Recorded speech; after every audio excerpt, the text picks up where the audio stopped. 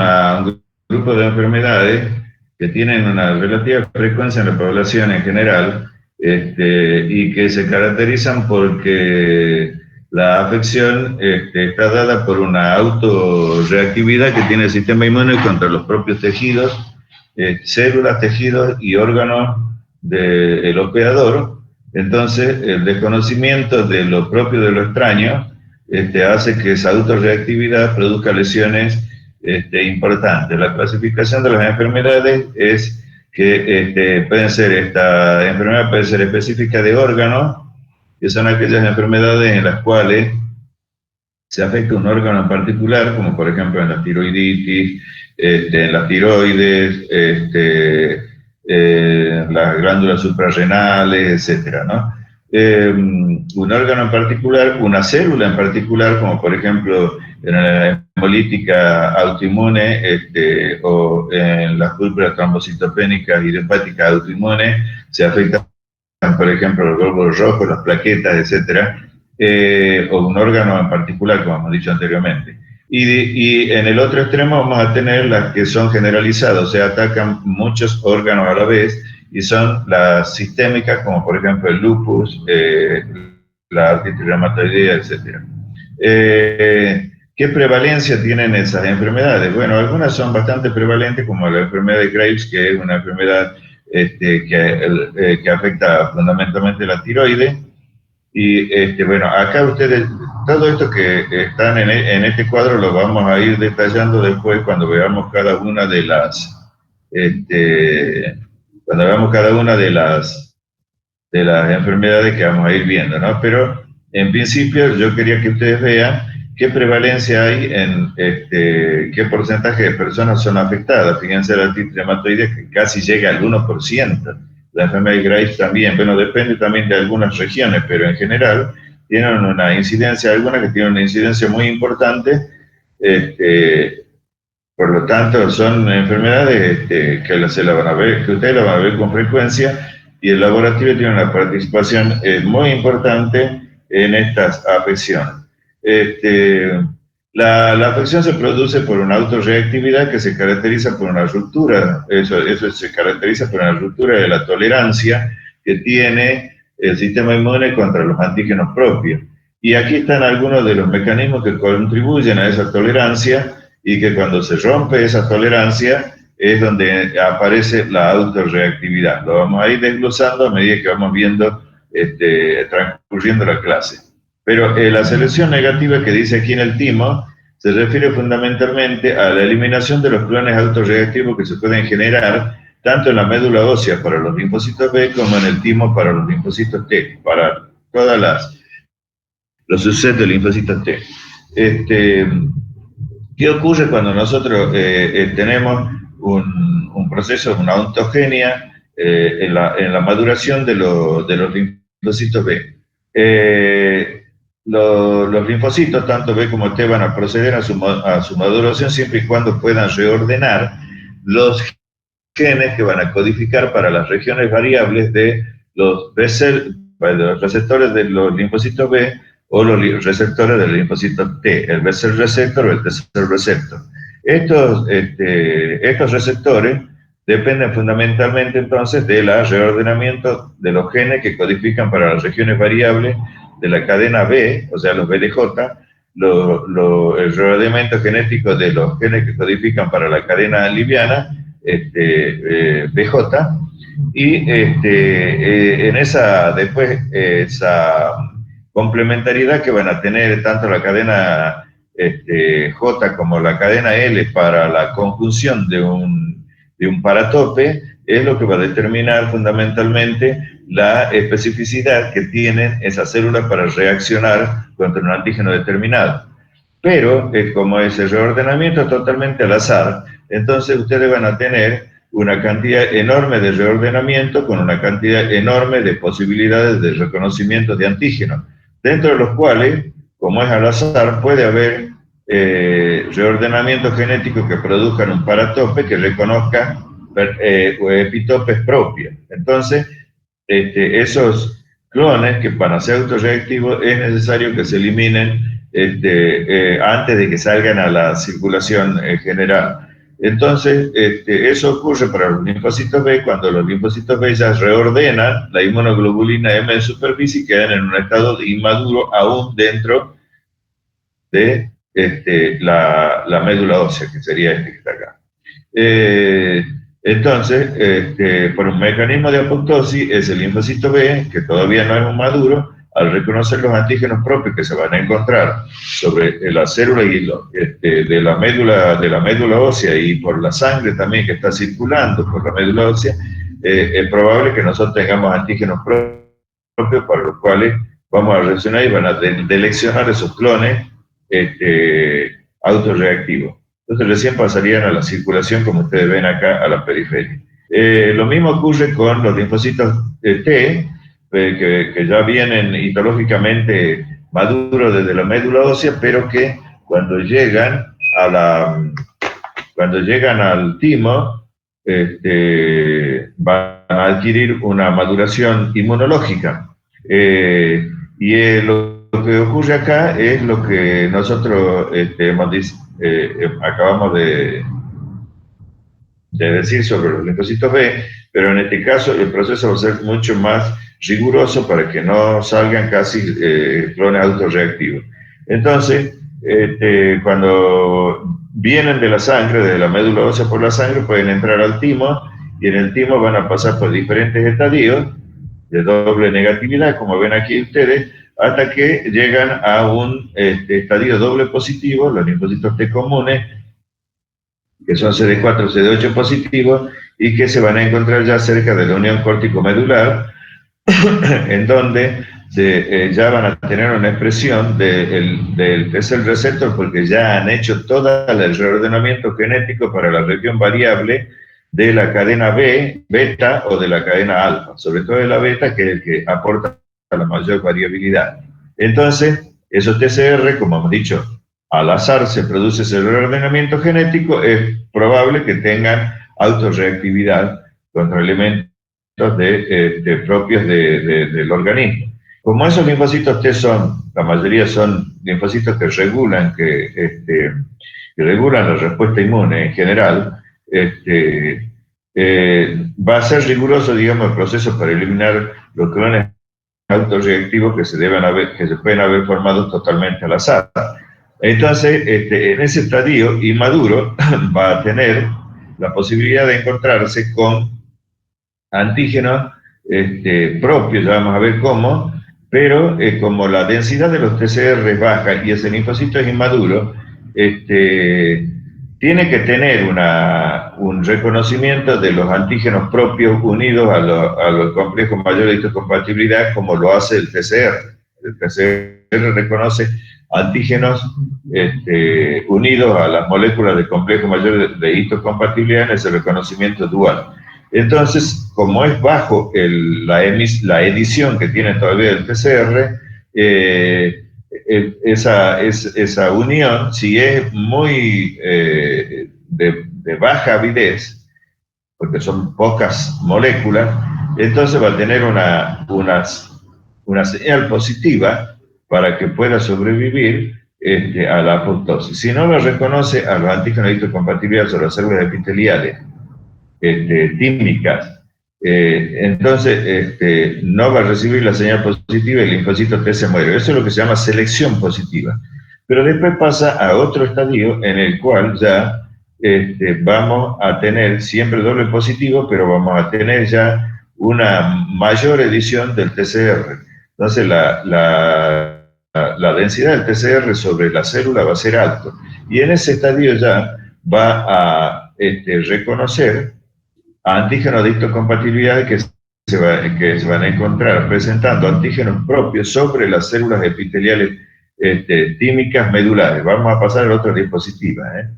Sería esta, entonces, como ya se va a encontrar en presencia en la médula ya con las células T epiteliales tímicas medulares, que tienen antígenos de histocompatibilidad tanto de clase 1 como de clase 2 y que tienen la posibilidad de presentar a antígenos propios, porque en realidad las células epiteliales tímicas provienen de la capa del ectodermo y tienen una gran cantidad de antígenos propios dentro de esa célula que son representativos de muchos antígenos con los cuales se podrían encontrar estos TCR después.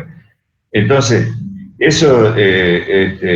esas células químicas tienen la capacidad de presentar antígenos propios dentro del complejo mayor de histocompatibilidad de clase 1 y de clase 2. Y esto fundamentalmente porque tienen un factor de transcripción nuclear que se llama autoinmune reactivo. Ese factor de transcripción nuclear permite que se genere esta proteína y la proteína esta permite a su vez que se transcriban muchos antígenos propios y se puedan unir a los antígenos de histocompatibilidad de clase 1 y clase 2 que se van a expresar en la superficie de la célula. Entonces, esa posibilidad existe siempre porque todas las células del organismo, como ustedes saben, tienen la posibilidad, en la medida en que están vivas, están sacando permanentemente antígenos de histocompatibilidad propio unido al complejo mayor de histocompatibilidad. Hay una síntesis permanente de antígenos de histocompatibilidad, tanto de clase 1 para todas las células y de clase 1 y clase 2 para las células presentadoras de antígenos. Entonces, eso no es curioso que pase también en la célula epitelial tímica, pero sí lo que es curioso es que pueda producir tantos antígenos propios unidos a antígenos de histocompatibilidad y que eso sea reconocido muy bien por los linfocitos T doble positivo, que ya tienen una densidad alta en la superficie de TCR. Entonces, si tienen una alta avidez para el reconocimiento de esos antígenos propios, unidos al antígeno de histocompatibilidad sobre la célula epitelial tímica medular, ese linfocito entra en apoptosis porque sería autorreactivo, ¿verdad? Entonces, y también hay en la médula tímica muchas células dendríticas que son células presentadoras de antígenos, tanto como macrófagos también, y tienen esa capacidad como los macrófagos, tienen capacidad de presentación antigénica de clase 1 y clase 2, pero no expresan mucha cantidad de antígenos propios en la superficie, por lo tanto, la célula epitelial tímica puede donar esos péptidos para que sean tomados por los antígenos de histocompatibilidad de los macrófagos de las células dendríticas y se aumente notablemente la presentación antigénica para la delección de los clones de linfocitos T que son autorreactivos. A partir de ello, después, por supuesto, que pasan de esta purga, se van a transformar en linfocitos T CD8 positivo, simple positivo o CD4 simple positivo. Y van a salir a la circulación habiéndose ya depurado los clones autorreactivos. Pero hay otro subset de linfocitos T CD4 positivo que de doble positivo va a recibir también por la célula epitelial tímica medular y de la médula tímica, ¿no? Va a recibir de ellos la presentación antigénica de antígenos propios. Pero en este caso, por un fenómeno que aún no se conoce, este subset de linfocitos no va a sufrir apoptosis, sino todo lo contrario, va a poder sobrevivir a esa señal y se va a transformar en una señal que le va a dar la posibilidad de sobrevivir, aun cuando reconozca antígenos propios, pero con una categoría de linfocitos totalmente diferente, que son los linfocitos Treg, los T reguladores, los Treg, que como ustedes saben tienen una alta expresión de CD25, que es el receptor de la interleuquina 2, y aparte tiene un master, un factor de transcripción nuclear máster diferente a estos dos, que es el factor de transcripción FOXP3. FOXP3 positivo, y eso lo caracteriza estos linfocitos que son linfocitos T reguladores. Ahora bien, entonces, ya hemos visto cuál es la selección negativa del timo, la expresión específica de proteínas específicas de tejido en el timo, propias, Entonces, esas proteínas propias se pueden sintetizar en base al gen que codifica para el factor de transcripción aire, y cuando se produce una mutación, ya sea en modelos experimentales o en el humano, se ha visto que en el humano produce el síndrome poliglandular autoinmune, está dado fundamentalmente por una mutación en aire, lo cual determina una falta de expresión de propios antígenos en el timo, y salen muchas células que son autorreactivas y van a producir una respuesta autoinmune acompañada por un fenómeno multiproliferativo. Bueno, no solamente, como hemos dicho, los Treg se van a generar en el timo, sino también que se pueden generar en la periferia cuando haya una mezcla, un amelio, una cantidad de citoquina generada por las células del sistema inmune, incluso por células propias del organismo que también tienen la posibilidad de generar citoquina, y en ese juego de citoquina sea necesario una regulación de la respuesta inmune con la generación de linfocitos T supresores, y esos linfocitos T supresores, que son similares a los naturales, nosotros le vamos a llamar así Treg natural, a los que salen del timo, estos inducidos también pueden tener la misma actividad que tiene el linfocito T regulador natural. ¿Cuál es? La de suprimir, reprimir la respuesta inmune cuando eso sea necesario y para mantener la homeostasis, o sea, el equilibrio inmunológico y el equilibrio en los tejidos. ¿Cómo actúan entonces estos linfocitos? Van a tener principalmente uno de los elementos fundamentales para suprimir la respuesta inmune, es que en vez de tener una molécula coestimuladora CD28 que produce la activación, siendo una de las señales que produce la activación de los linfocitos T-helper, los linfocitos reguladores tienen la expresión de una molécula que se llama CTLA4, que se une con mucho mayor avidez al B7. Ustedes saben que esta es la molécula B7, la CD80, CD86, que sería el B7-1, B712 de la célula presentadora de antígeno, que se une al CD28. Bueno, va a ser desplazada cuando se generan estos linfocitos, va a ser desplazada, o cuando se permita la concurrencia de estos linfocitos, se va a desplazar la célula CD4 clásica positiva, porque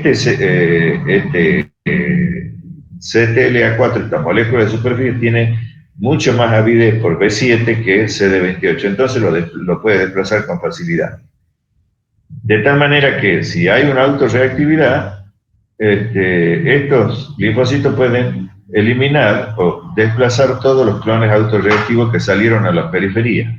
O sea, ahí evidentemente, en la purga que se hace de la selección clonal en el timo y en la médula ósea también, hay escapes de células que son autorreactivas.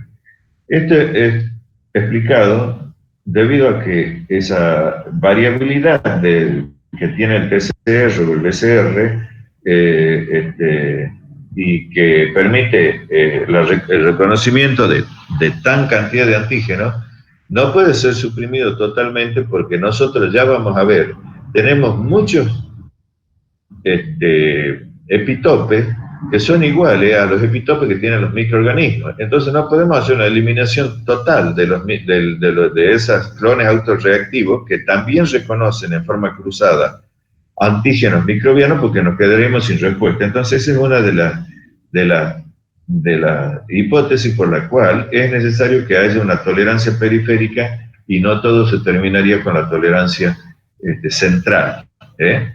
Bueno, aquí tienen ustedes cómo actúan las células T reguladoras, ¿no es cierto? Mediante CTLA4, actúan sobre todas las células, pueden actuar, pero fundamentalmente sobre las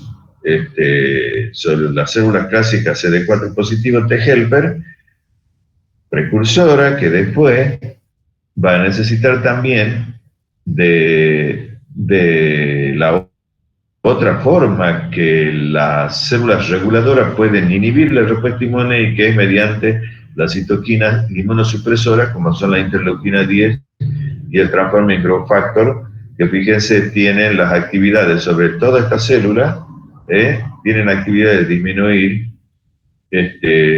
las moléculas del complejo mayor de compatibilidad y la coestimuladora, disminuyen la funcionalidad de las células presentadoras de antígenos y disminuyen la citoquina proinflamatoria. Entonces, fíjense, disminuye la proliferación, un elemento elemental, un elemento fundamental, perdón, de la respuesta inmune, la multiplicación celular, la formación de un ejército de células a partir de una célula, y eso sería un clon, ¿verdad? Entonces, ¿qué hace esta célula? Inhibe la proliferación. Y con eso también muchas de las actividades. Decíamos entonces que las diferentes subsets de linfocitos T se van a originar también acorde a la citoquina que se estén generando en ese lugar, ya sea en un tejido o en un ganglio linfático. Es evidente que se determinó ahora que los factores de transcripción nuclear son los que van a determinar el destino del linfocito T helper precursor, de acuerdo a la citoquina con la que se encuentre ese linfocito T helper precursor. Entonces, si es interferón gamma, la citoquina predominante, entonces vamos a llevar a T helper 1 con la interleuquina 12, ¿verdad? Interleuquina 12. Bueno, aquí tienen ustedes para matar patógenos intracelulares, etcétera, pero aquí dice autoinmunidad. También son generadores de autoinmunidad, si son clones autorreactivos. Eso lo vamos a ver ahora. Si por el otro lado la interleuquina es interleuquina 6, se genera en cantidad, y la citoquina que se encuentra es la transforming growth factor, entonces se va a activar factor de transcripción master, el ROR gamma T y el STAT3, y van a originar un T helper 17 con la interleuquina 23. Entonces acá son estas tres interleuquinas las que llevan a T helper 17, y sí está relacionado con la activación de los polimorfonucleares, la interleuquina 17, y tiene gran actividad en la eliminación de patógenos extracelulares, en la inflamación es muy proinflamatoria, y también está generando en los procesos autoinmunes una inflamación importante. Si por el contrario la citoquina es interleuquina 4, se generarán los factores de transcripción, se activan los factores de transcripción nuclear GATA3, STAT6, y entonces vamos a la T helper 2. Ya después vamos a entrar un poco más en detalle con esto. Lo importante del caso es que si por el contrario hay una cantidad importante de interleuquina 2 y transforming growth factor, entonces ya la generación de este T helper precursor va a pasar a un T helper inducido regulador. No el natural, que ya viene, ese ya está, viene del timo, pero este se induce. Estos que están acá se inducen. ¿Por qué? Por el transforming growth factor beta fundamentalmente, y también por una interleuquina 10 que induce también, por hemos dicho que induce un estado de supresión. Entonces, dos citoquinas elementales para activar el FOXP3 positivo son la interleuquina 2 y el transforming growth factor. Acá también tenemos de nuevo, de acuerdo a la citoquina que se estén originando en ese lugar, la necesidad que tenga el sistema de mantener ese equilibrio, se generará T helper 17, si va a haber una reacción inflamatoria con interleuquina 23 y interleuquina 6, se generará T helper 1, o se generará con interleuquina 2 y transforming growth factor el inducido Treg. Y aquí tienen ustedes todos los máster de los factores de transcripción nuclear que van a dominar en cada una de la generación de estos linfocitos. Entonces, los linfocitos estos se determinan no solamente por sus marcadores de supervivencia, sino también por las citoquinas que producen, su funcionalidad. Otra posibilidad de que se desequilibre, entonces el equilibrio del sistema inmune está manejado fundamentalmente por los linfocitos T reguladores, ¿verdad? Si falla la generación de linfocitos T reguladores, vamos a estar en problemas y ya vamos a ver cuáles son los problemas.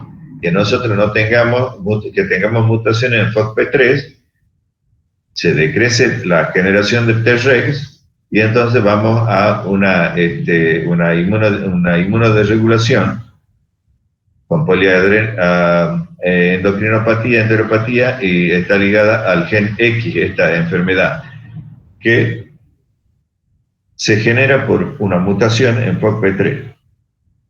Esta es una enfermedad muy rara en humanos, pero que se la puede reproducir perfectamente en ratones.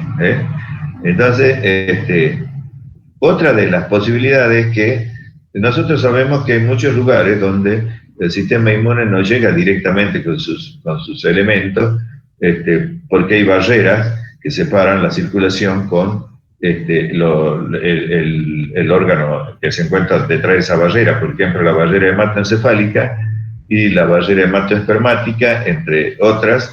Y entonces, cuando se produce un trauma por una operación o por una ruptura o por un accidente, lo que sea, esos genes esos antígenos tisulares se van a poner en contacto con la circulación y con elementos del sistema inmune. Y entonces se puede generar ahí una activación de clones autorreactivos que nunca han sido depurados porque no hemos tenido la posibilidad de encontrarnos con estos antígenos. Obviamente quiero aquí decirles que la respuesta lo tendría que haber dicho al principio, las enfermedades autoinmunes son polifactoriales o multifactoriales, o sea, dependen de muchos factores, no de uno solo. Nosotros estamos viendo todos los factores que pueden intervenir en la respuesta autoinmune, y esos factores pueden ser genéticos y pueden ser ambientales. Los genéticos pueden estar relacionados con elementos de la respuesta inmune, como hemos visto, por ejemplo, el HLA, etcétera, los linfocitos T reguladores, los genes que codifican para aire, etcétera, pueden estar relacionados con defectos en genes que codifican para elementos que tienen que ver con la regulación inmune, o no, pueden ser otros genes que sean coadyuven a esa respuesta, muchos de los cuales aún no se conoce exactamente cómo lo hacen. Esas son las cuestiones genéticas.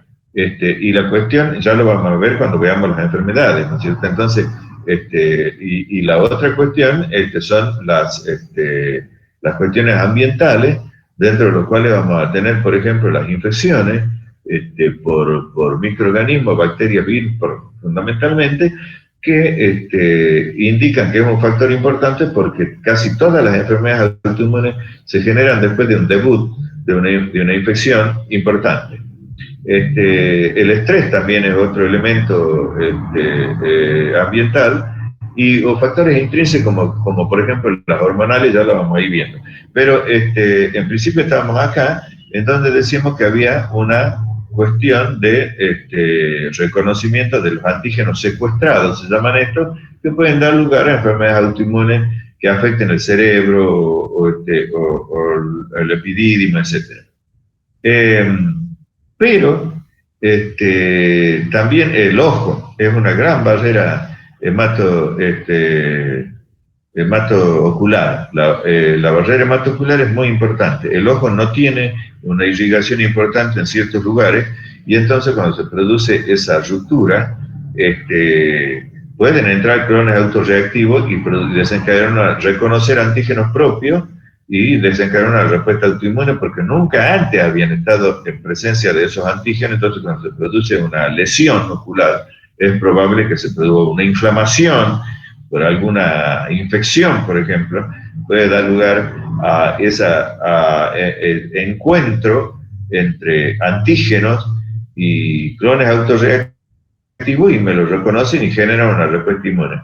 Lo cierto es que sí, en el ojo hay una expresión de FAS-L y una gran cantidad de citoquina inmunosupresora. Entonces, si entra un linfocito T activado, autorreactivo, va a expresar el FAS. Cuando exprese el FAS-L lo va a matar por apoptosis, o la citoquina inmunosupresora van a desestimar esa autorreactividad.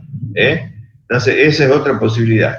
¿Qué pasa si nosotros no tenemos FAS-FACL, como ocurre en una enfermedad autoinmune, el síndrome proliferativo autoinmune, en donde podemos tener una mutación en FAS o en FACL? Entonces falla la apoptosis y la muerte de la célula y de la muerte de la célula, en general autorreactivo, como hemos visto recién. Pero en general las células, los linfocitos, cuando reaccionan, se proliferan, como hemos dicho nosotros, proliferan, pero después de un tiempo tienen que morir, tienen que eliminarse, porque si no van a quedar dando vueltas como clones y pueden llegar a tener variaciones importantes en su sitio de reconocimiento, en su paratope, y pueden terminar reconociendo sitios pueden reconocer antígenos propios dentro del hospedador y transformarse en clones autorreactivos. Bueno, eso es más o menos lo que ocurre en un modelo de ratón, en el que está afectado ya sea el FAS o el FACL, ¿no? Se llaman de diferentes maneras. MRL, linfoproliferativo, que decía LPR. Entonces, lo que ocurre es que este ratón acumula todos los linfocitos porque no se muere y llega a tener una ganglios linfáticos enorme, placas de Peyer enorme, vaso enorme, y entonces va a desencadenar después un síndrome linfoproliferativo, pero un autoinmune similar al lupus eritematoso sistémico, que ya lo vamos a definir después. Produce anemia, trombocitopenia, neutropenia, etc., ¿no? Pero estos son, digamos, las acumulaciones en ganglios linfáticos de chicos que tienen el síndrome linfoproliferativo autoinmune. Acá indicamos que se produce por una mutación en FAS que nos permite la apoptosis de estas células muy proliferativas como son las células inmunes. Muy bien, entonces, esto que hemos visto acá es parte de la causa genética de las enfermedades autoinmunes. Vamos a ver cuál es otra posibilidad. Genética también. La otra cuestión es que, por ejemplo, ¿cómo se puede inducir una tolerancia periférica? Pero ustedes ven, acá tenemos la activación del linfocito T por hacerlo presentar al antígeno, el linfocito recibe todas las señales, etc.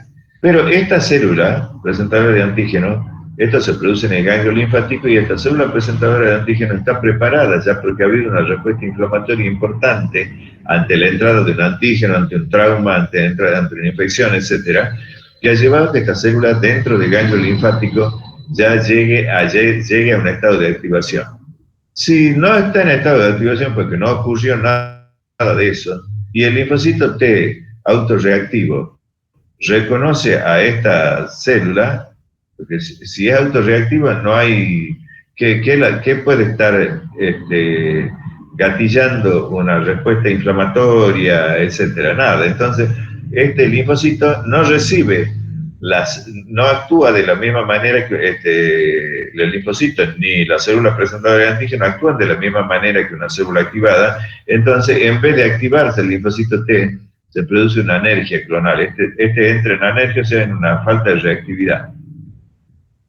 Lo mismo ocurre si la célula es una célula presenta el antígeno y no es profesional, ¿no es cierto? Como decimos nosotros a veces, células epiteliales pueden presentar antígeno histoconvertido de clase 2, o cualquier célula presenta antígeno histoconvertido de clase 1, pero en realidad, si no es una célula presentadora de antígeno profesional, no se va a activar nunca el linfocito y va a entrar en anergia.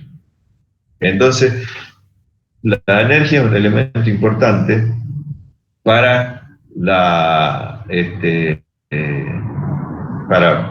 para frenar la autoinmunidad, para generar esa tolerancia periférica.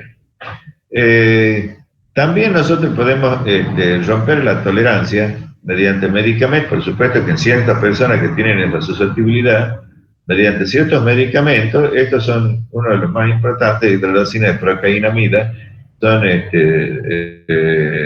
Son medicamentos que se utilizan para la presión, para los problemas cardiovasculares, etc. Pero sí pueden inducir anticuerpos antinucleares, pero no DNA, antihistona solamente. Y la alfa-metildopa también puede generar anticuerpos tipo IgG. En realidad, este lupus, que se llama lupus eritematoso sistémico discoide, se va a autolimitar, o sea, desaparece en el momento que nosotros sacamos la medicación, desaparecen los síntomas.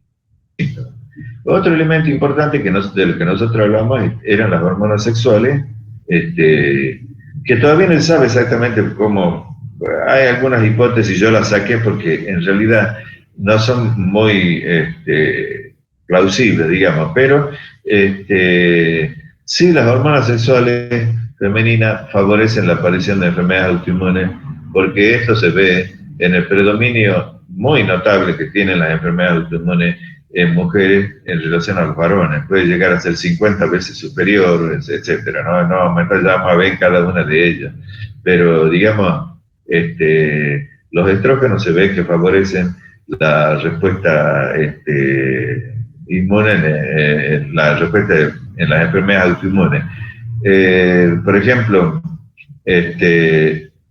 hay en mujeres nulíparas, o sea que no tienen hijos, que no han quedado embarazadas, tienen una predisposición muy superior al desarrollo de artritis reumatoidea. No ocurre lo mismo con el lupus eritematoso, como vamos a ver después, pero en la artritis reumatoidea sí, y que es muy superior en la relación en las mujeres que a los hombres. Pero los hombres también desarrollan artritis reumatoidea, y en una cantidad importante de hombres se ha visto que son personas que tienen un hipogonadismo o que producen un bajo nivel de testosterona. Entonces, sí son importantes las hormonas. No se sabe exactamente cómo actúan. La terapia que uno podía utilizar para modular las enfermedades autoinmunes no está clara, así que no se utiliza todavía. Aquí tienen ustedes la diferencia que hay de la incidencia de las enfermedades autoinmunes en las mujeres, está en rosita, y en los hombres, que está en celeste. Mucho mayor en las mujeres. Bueno, la otra posibilidad es que, como hemos dicho anteriormente, muchas de las enfermedades autoinmunes se van a desencadenar a partir de una infección. Cuando la persona tuvo una infección, y bueno, con todos los otros elementos concomitantes, porque es una enfermedad multifactorial, entonces esta enfermedad va a hacer su debut después de una infección. Por ejemplo, el sarampión, una papera, ¿verdad? Que ya prácticamente por las vacunas no hay caso, ¿no? Pero sí hay casos de otras enfermedades bacterianas que sí pueden desencadenar esta reacción de tipo autoinmune, ¿no? En el COVID se está estudiando alguna reactividad autoinmune contra anticuerpos antifosfolípidos, etcétera, pero eso es un estudio. Sí se ha visto que cuando nosotros estudiamos por qué se produce esa reactividad, si los clones autorreactivos ya habían sido depurados y solamente vamos a tener clones que reaccionan contra componentes de microorganismos que nosotros no tenemos, pero resulta que sí lo tenemos. Los componentes que tienen algunas proteínas que tienen los microorganismos van a tener secuencias aminosídicas muy parecidas a componentes de nuestro organismo, como por ejemplo esta molécula de histocompatibilidad, como por ejemplo el receptor de acetilcolina tiene un péptido muy importante similar al poliovirus, el virus del papiloma, la proteína E2 del virus del papiloma tiene una similitud con el receptor de insulina. Entonces, cuando nosotros, la Klebsiella pneumoniae tiene una similitud muy importante con esta molécula que es el HLA-B27, que ya vamos a ver cuál es la importancia que tiene, ¿no? Entonces, hay, por supuesto, péptidos enteros que se van este, que se van a parecer o que van a ser idénticas a péptidos de nuestras moléculas. Y esto lo que produce es una reactividad cruzada que va a tener una reactividad cruzada que va a hacer que la respuesta contra el microorganismo también sea respuesta contra nuestro propio constituyente. Bueno, aquí, por ejemplo, en la miocardiopatía chagásica hay antígenos que cruzan con antígenos antígenos del trypanosoma cruzi, cruzan con antígenos que se encuentran en el músculo cardíaco, en el endocardio, etcétera, y pueden ser causa de la miocardiopatía chagásica más allá de la infección que produce el trypanosoma cruzi, obvio. En la fiebre reumática, que es producida por el Streptococcus piógeno, el Streptococcus beta-hemolítico del grupo A, que ya hemos visto en la primera clase, muchos de sus elementos cruzan con elementos del corazón. En acetilglucosamina, miosina cardíaca, tropiomiosina, etc. Pero, y además también el Streptococcus beta-hemolítico del grupo A tiene esa proteína M y otros componentes glucopéptidos que van a cruzar con el músculo cardíaco, con el miocardio, y que van a ser parecidos también a antígenos que se van a encontrar en la válvula auriculoventricular. Entonces, cuando ellos generan estos anticuerpos, van a generar anticuerpos que van a cruzar y se van a fijar al miocardio, al endocardio, al pericardio, como dice aquí, puede producir pericarditis, miocarditis o endocarditis, ¿no es cierto? Y que se va a producir esta afección cardíaca acompañada en la fiebre reumática con una afección articular, se van a producir después de haberse producido. Espera un momentito. Hola. Sí, ¿qué tal? Estoy dictando clases, ya te hablo.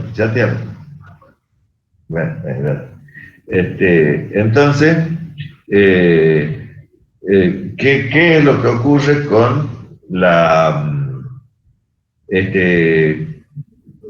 con las personas que van a desarrollar esta afección?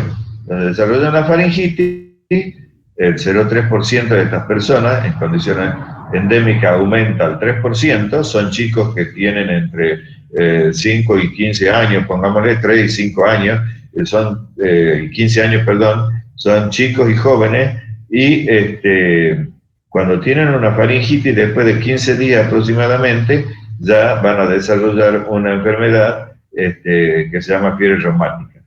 Ahora bien, y esa está producida no por la bacteria ya en sí, porque la bacteria desapareció, pero sí por los anticuerpos que se formaban contra la bacteria y que van a cruzar como he dicho, con elementos del corazón. Uno de los más importantes es las glicoproteínas que se encuentran en la válvula auriculoventricular, sobre todo en la válvula mitral, la válvula derecha del corazón, y eso va a producir una ruptura del tejido, porque al fijarse los anticuerpos, en este caso, se fija el complemento y produce una respuesta inflamatoria, y vienen los polimorfonucleares y también destruye más el tejido, y después de un tiempo eso cicatriza, pero con un tejido fibroso, como es la de la cicatriz, de la cicatrización. No se regenera el tejido funcional, por lo tanto, esto tiene un defecto, que es que cuando se produce la contracción ventricular, ustedes saben que para que salga la sangre por la vena pulmonar es necesario que esa sangre salga por la vía de la vena y no por el regurgite de nuevo que no vaya de nuevo hacia la aurícula. O sea, viene desde la aurícula del ventrículo y de ahí sale por una vena. Pero no tiene que volver de nuevo. Pero ¿qué es lo que pasa cuando se produce la sístole? Se produce un pasaje, en estos casos, en estos pacientes, un pasaje de sangre del ventrículo a la aurícula y ahí se produce un soplo, un sonido importante que se reconoce clínicamente como soplo, es el soplo cardíaco. Y aparte de eso van a tener una importante afección articular porque las cápsulas que tienen los estreptococcus hemolíticos del grupo A son de ácido hialurónico y las articulaciones tienen ácido hialurónico, por lo tanto es necesario, van a tener una reactividad cruzada de esos anticuerpos, van a destruir parte de la articulación y van a producir una inflamación importante en las grandes articulaciones, en la rodilla, en los hombros. Es una inflamación articular saltatoria, dicen, porque por ahí ataca el hombro, después salta la cadera, después salta la rodilla, sobre todo en la rodilla, tobillo, etc. Entonces, es diferente a las otras afecciones. Pero, bueno, acá lo importante es que nosotros, ya ustedes lo han visto en la primera clase, determinemos los anticuerpos específicos que aparecen después de 2 semanas y que se miden en unidades TOT. Hasta 200 unidades TOT es normal, porque todo el mundo tiene una infección con estreptococcus beta hemolítico grupo A, pero en estos casos las cantidades de anticuerpos son muy altas y son los que producen la afección. Entonces, podemos seguir desde la segunda semana hasta la cuarta o sexta semana, vamos a tener para determinar esos anticuerpos y ayudar al diagnóstico en estos pacientes. Bueno, vamos a ver entonces cuál es la relación genética que existe entre las enfermedades autoinmunes y el sistema inmune. Y la asociación genética más importante sería estar dada por los antígenos HLA, en donde nosotros podemos determinar que en muchas enfermedades autoinmunes la incidencia de la presencia de ese antígeno, la incidencia de la frecuencia del antígeno en esa población de gente es superior a la del resto de la población que no tiene la enfermedad. Entonces eso es lo que nosotros decimos que lo que conocemos como riesgo relativo, o sea que podríamos marcar que hay enfermedades en las cuales se presenta con mayor frecuencia ese antígeno de histocompatibilidad HLA.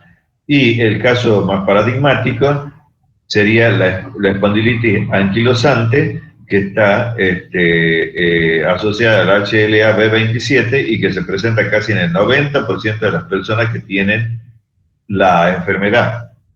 Es una enfermedad también reumática que se caracteriza por una inflamación de los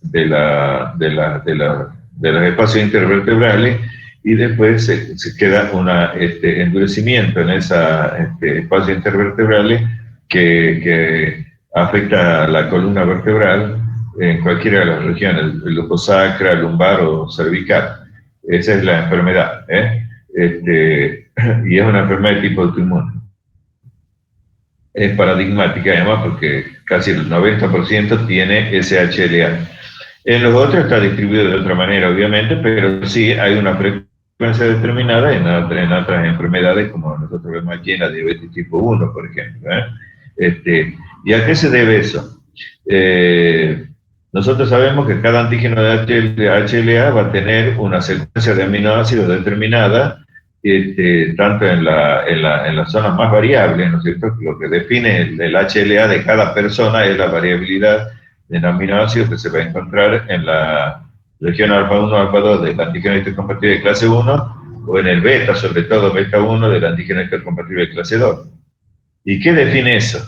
Y bueno, esas secuencias aminosídicas van a formar van a dar una constitución molecular en las proteínas que forman a la molécula de histocompatibilidad, sobre todo la parte esta que es el bolsillo, donde se va a alojar el péptido que va a ser presentado.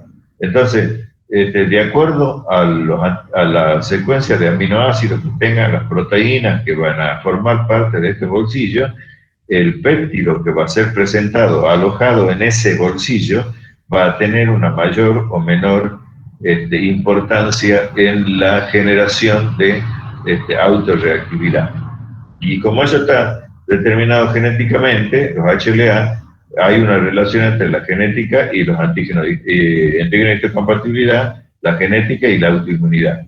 Por ejemplo, si nosotros tomamos en la artritis reumatoidea, vamos a ver, estos son los antígenos de histocompatibilidad, que ustedes ya conocen, determinados serológicamente y por biología molecular, se los puede clasificar, y se ha visto que, por ejemplo, las diferencias que hay entre estos HLA DRB104 está fundamentalmente en la secuencia aminoácidica que tienen en esta posición los aminoácidos. Si nosotros tomamos el 0402, este tiene una gran resistencia, la persona tiene una gran resistencia al desarrollo de artritis reumatoidea, no tienen casi artritis reumatoidea, y en cambio todos los otros tienen una gran susceptibilidad. Y probablemente se deba a que los aminoácidos que están acá tengan una carga positiva, negativa, y cuando son sustituidos por estos otros aminoácidos de otros en otros HLA, que son estos otros, la carga de estos aminoácidos negativa, y eso puede producir una distorsión conformacional muy importante en la molécula de HLA, y eso podría estar relacionado con una mejor presentación para el desarrollo de las enfermedades autoinmunes. Lo mismo ocurre con la diabetes, y en la diabetes a su vez hay una asociación entre ciertos antígenos de HLA que dan mayor susceptibilidad al desarrollo de la enfermedad. Estas asociaciones que vemos aquí se llaman desequilibrio de ligamento, porque cuando se dan hay una mayor posibilidad de desarrollar la enfermedad. En cambio, cuando las asociaciones son de otra manera, el riesgo puede ser moderado o puede incluso ser muy protectivo al desarrollo, protector al desarrollo de la enfermedad cuando hay asociaciones de este tipo. Entonces, vamos a ver en otra oportunidad.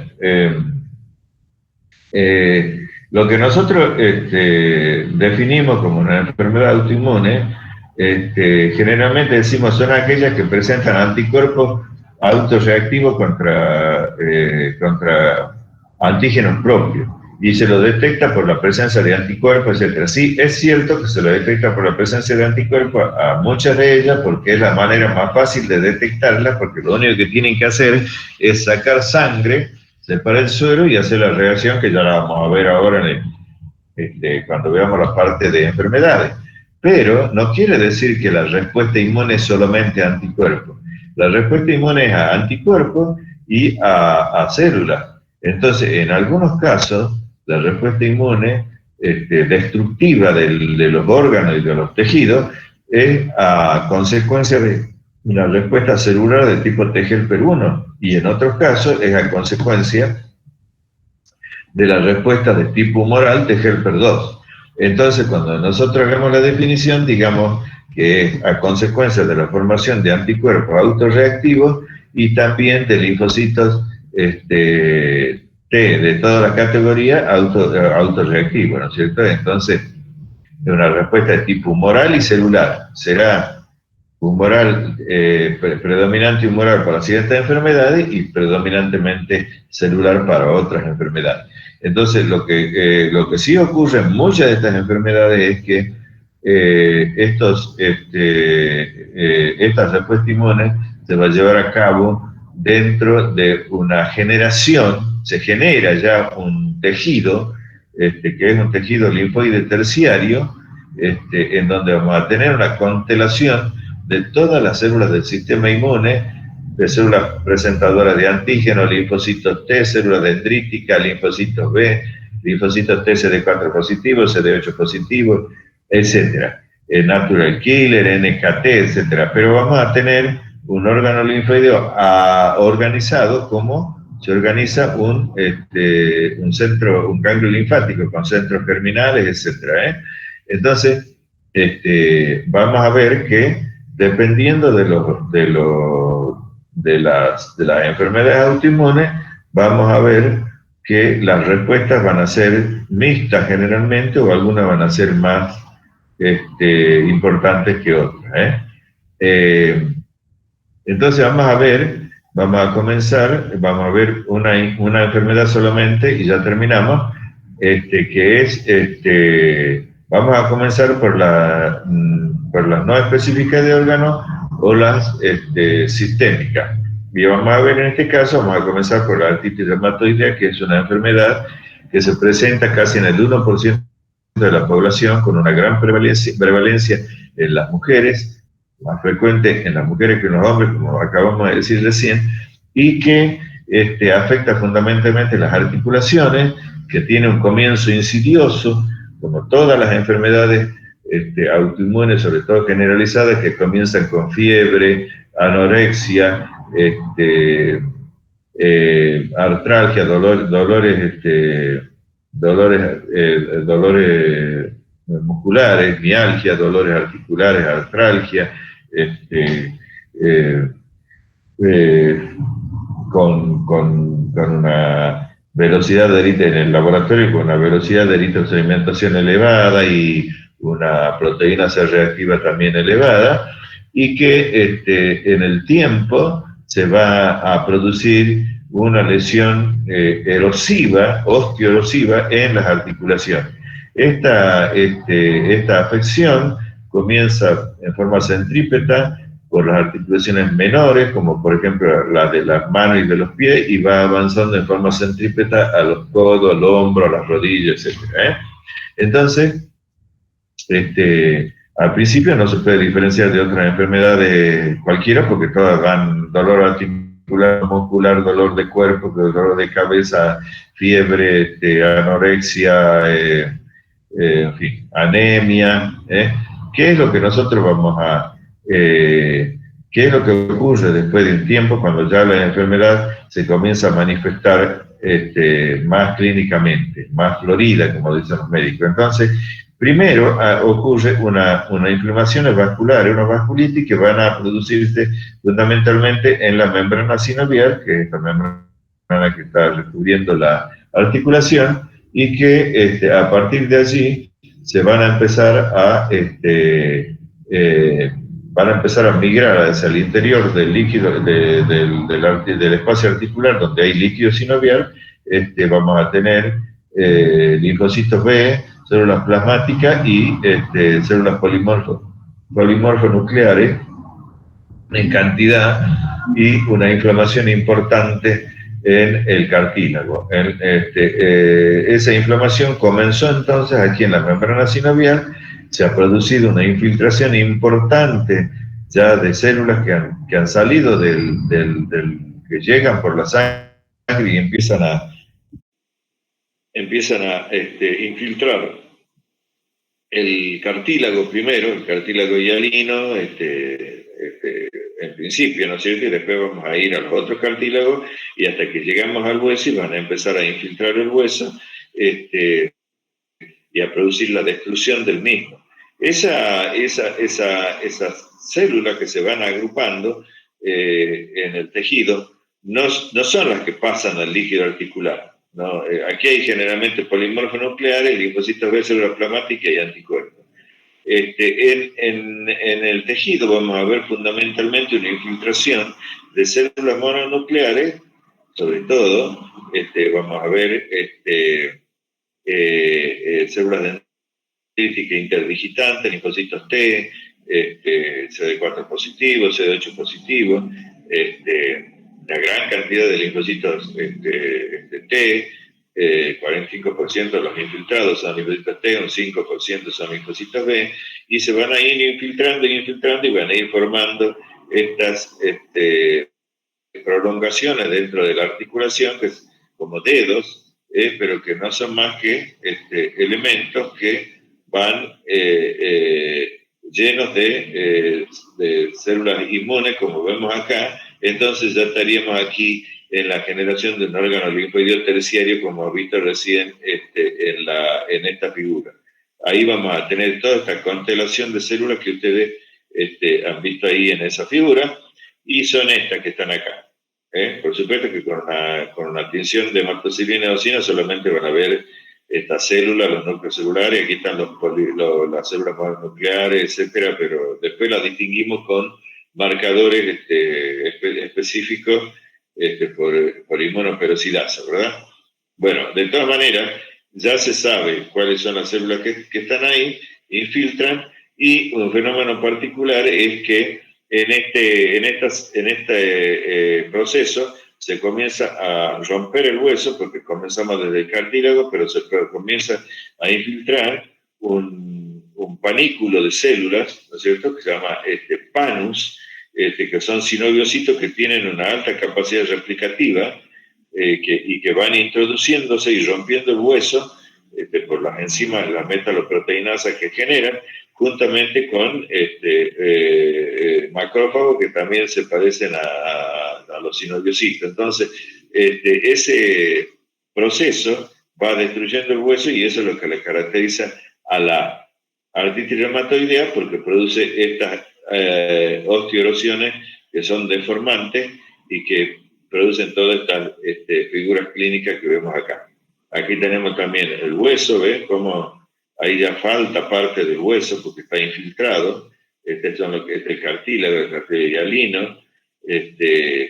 Y acá está una radiografía de ese hueso, donde ya falta un pedazo de hueso. Entonces, este panus que nosotros vemos acá es el que va a causar la osteoerosión de los huesos de la mano, etcétera, ¿no?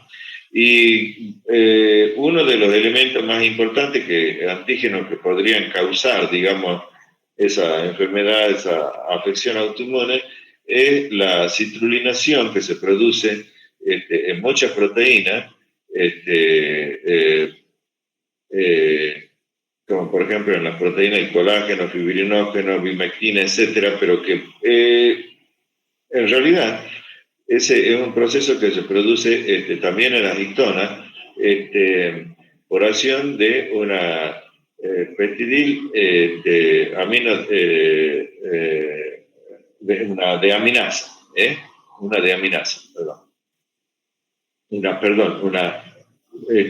peptidil arginina deaminasa. Peptidil arginina deaminasa. Esta peptidil de arginina deaminasa existen dos tipos, la 2 y la 4, pero la que más importancia tiene es la 4, y que produce la desaminación de la arginina, y produce un aminoácido que se llama citrulina, dentro, por supuesto, de la proteína. Y eso produce aparentemente una modificación importante que promueve la respuesta inmune. Y en las artritis reumatoideas se han visto cuáles son las proteínas que se van a desaminar, fibrinógeno, la bimentina, el colágeno tipo 2, la enolasa, etc. Genera anticuerpos, muy bien. Esos anticuerpos van a ser muy específicos de la artritis reumatoidea y se van a presentar en el 98%, en el 80-90% de los casos, pongámosle así, y van a ser entonces mucho más frecuentes que o tan frecuentes como el patrón reumatoideo, que es otro anticuerpo que se produce contra la región FC de la inmunoglobulina G por quizás un defecto en la glicosilación de esa proteína que la hace diferente y va a generar una respuesta autoinmune de anticuerpos de tipo IgM que lo van a reconocer esa parte de la inmunoglobulina G, y es lo que se conoce con el nombre de factor reumatoideo. Y también van a producirse anticuerpos antinucleares, pero mucho más bajo que en otra enfermedad autoinmune como el lupus. El complemento que en el lupus está bajo porque cuando veamos lupus, en este caso está normal o aumentado y solamente está bajo en el líquido sinovial.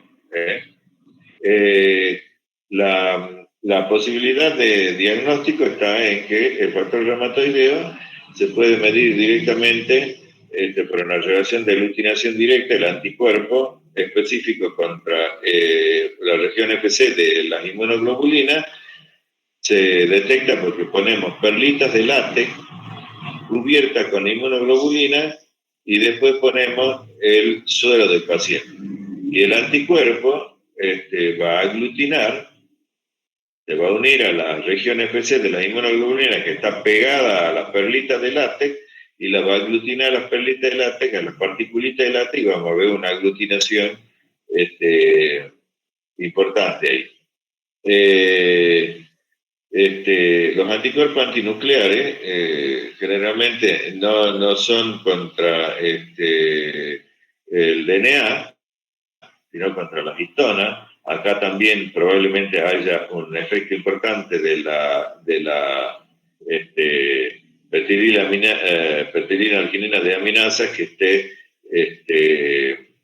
es un elemento importante para afectar las histonas, ¿no? Cuando se produce una desaminación en las histonas, el ADN que está enroscado en las histonas se hace más laxa esa unión y puede quedar expuesto, y quizás eso sería la presencia de anticuerpos antinucleares, ¿no? Entonces, el anticuerpo antinuclear sería con patrones que no están relacionados con el ADN. Ya lo vamos a ver entonces en lupus eritematoso sistémico. Y las proteínas, estas proteínas citrulliladas, se pueden determinar, el anticuerpo contra esas proteínas citrulliladas se puede determinar porque a las proteínas citrulliladas se las puede obtener y se las puede pegar a una placa de ELISA y se lo pone en contacto con el suelo del paciente y se ve la unión de la antiproteína citronilada con la proteína citronilada mediante un anticuerpo antihumano marcado por una enzima. O sea, se hace una ELISA directamente. ¿Por qué? Porque nosotros tenemos la posibilidad de tener el antígeno para detectar el autoanticuerpo que se encuentra en las personas con artritis reumatoidea. Vamos a dejar acá entonces, para la próxima clase, seguimos con la clase. Esta clase está subida en el